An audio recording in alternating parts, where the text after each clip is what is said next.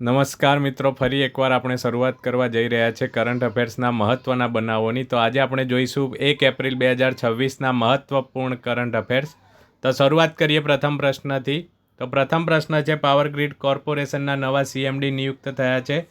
તો 1 એપ્રિલ 2026થી power grid corporation of India limited જે છે એના નવા ચેરમેન અને મેનેજિંગ ડાયરેક્ટર તરીકે કોણે કાર્યભાર સંભાળ્યો છે? તો અહીંયા સાચો જવાબ છે બુરાવંશી રામ મોહન. યાદ રાખજો મિત્રો, પાવર ગ્રીડ કોર્પોરેશનના નવા CMD બુરાવંશી રામ મોહન બન્યા છે. ત્યારબાદ બીજો ક્વેશ્ચન જોઈએ. ભારત સરકારે કોઈ નવા કચરા વ્યવસ્થાપન નિયમો લાગુ પાડ્યા છે, જેમ કે ભારત સરકાર દ્વારા જાહેર કરાયેલો નવા સોલિડ વેસ્ટ મેનેજમેન્ટ નિયમ 2026 મુજબ 1 એપ્રિલથી કચરાનું કેટલા પ્રકારે વર્ગીકરણ ફરજિયાત કરવામાં આવ્યું છે?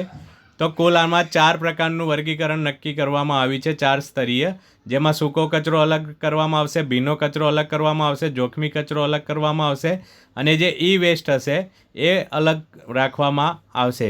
ત્યારબાદ ત્રીજો પ્રશ્ન છે, ડિજિટલ બસ મુસાફરી માટે રૂપે તરફથી NCMC એટલે કે national common mobility card launch થયું છે.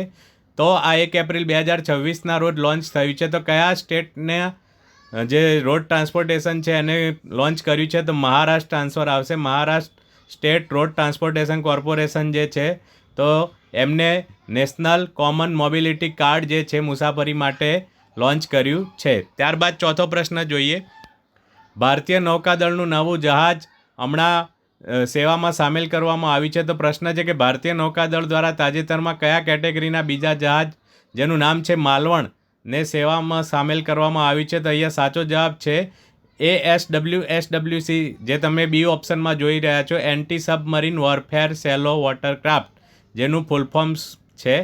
તો આપણે યાદ રાખીશું આનું, એન્ટી સબમરીન વોરફેર સેલો વોટરક્રાફ્ટ. ત્યારબાદ નેક્સ્ટ પ્રશ્ન છે, 1 એપ્રિલ 2026ના રોજ કઈ સંસ્થાનો 8મો સ્થાપના દિવસ ઉજવવામાં આવ્યો જે એકલવ્ય મોડલ રેસિડેન્શિયલ શાળાઓનું સંચાલન કરે છે?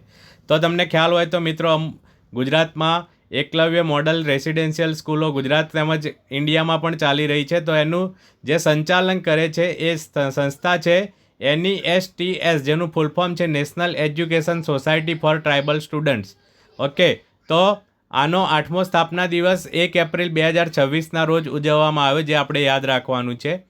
ત્યારબાદ નેક્સ્ટ ક્વેશ્ચન છે, બ્રિક્સના વિદેશ મંત્રીઓની બેઠક હમણાં આયોજન કરવાની છે 2026માં મે મહિનામાં. તો કયા શહેરમાં થવા જઈ રહી છે? તો સાચો જવાબ છે નવી દિલ્હી, જે આપણે યાદ રાખીશું. બ્રિક્સ સંમેલન વિશે તમને ખ્યાલ જ હશે મિત્રો, જે આપણા 5 કન્ટ્રી છે, Brazil, Russia, India, China and south Africa. તો આ જે 5 કન્ટ્રીની જે ગ્રુપ છે જેને બ્રિક્સ તરીકે ઓળખવામાં આવે છે, તો તેની નેક્સ્ટ વિદેશ મંત્રીઓની જે બેઠક છે એ નવી દિલ્હીમાં મે 2026માં થવા જઈ રહી છે. ત્યારબાદ નવો પ્રશ્ન છે, તાજેતરના QS વર્લ્ડ યુનિવર્સિટી રેન્કિંગ 2026માં આપણા ભારતની કઈ ભારતીય સંસ્થા 123મો રેન્ક મેળવીને અત્યાર સુધીનું સર્વશ્રેષ્ઠ પ્રદાન કર્યું છે? તો અહીંયા સાચો જવાબ છે IIT દિલ્હીએ સર્વશ્રેષ્ઠ પ્રદર્શન કર્યું છે અને 123મો રેન્ક મેળવ્યો છે QS વર્લ્ડ યુનિવર્સિટી રેન્કિંગમાં. ત્યારબાદ નેક્સ્ટ ક્વેશ્ચન છે, કિમી એન્ટેનોલી 1 એપ્રિલ 2026ના રોજ કઈ રમતની ચેમ્પિયનમાં સૌથી યુવા લીડર બનીને સમાચારમાં રહ્યા છે? તો સાચો જવાબ છે ફોર્મ્યુલા 1B. ઓકે, તો ફોર્મ્યુલા 1માં તેઓ કિમી એન્ટોનલી જે છે એ ચેમ્પિયનશિપમાં સૌથી યુવા લીડર બનીને રહ્યા છે. ત્યારબાદ નેક્સ્ટ ક્વેશ્ચન છે, IRDAIના નવા એકાઉન્ટિંગ ધોરણો રજૂ કરવામાં આવે છે. તો IRDAI જે આપણી insurance regulatory and development authority of India છે, એને નવા એકાઉન્ટિંગ ધોરણો લાગુ કરવામાં જે આવ્યા છે, બરાબર. તો કયા એકાઉન્ટિંગ ધોરણો લાગુ કરવામાં આવે છે? તો ઇન્ડિયન એકાઉન્ટિંગ સ્ટાન્ડર્ડ્સ, જે IND AS તરીકે ઓળખાય છે, તે લાગુ કરવામાં આવ્યા છે. ઓકે, તો અહીંયા આપણા કરંટ અફેર્સ આજના સમાપ્ત થાય છે. આવતીકાલે મળીશું ફરીથી નવા કરંટ અફેર્સ સાથે.